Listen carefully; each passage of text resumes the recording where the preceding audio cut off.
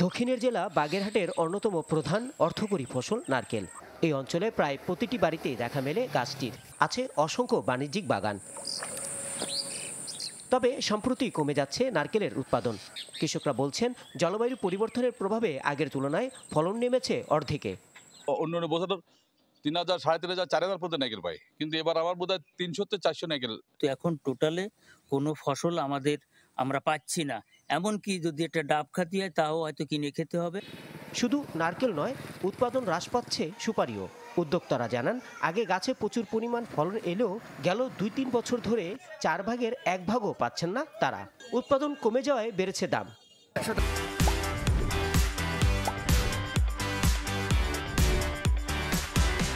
টাকা পিস আছে, 90 টাকা পিস আছে, 80 টাকা পিস আছে। নারকেল অনেকটা শর্ট। একটা সুপারি 4 টাকা, 3.5 টাকা দাম পড়তেছে। খালি নারকেল সুপারি না, ফল লেবু টেবু আর সব জিনিস সবটা অর্ধেকেরও কম। ফলন কমে যাওয়ার বিষয়টি স্বীকার করলেন কৃষি সম্প্রসারণ অধিদপ্তরের কর্মকর্তা। জানান, সংকট থেকে উত্তরণে কাজ করছেন তারা।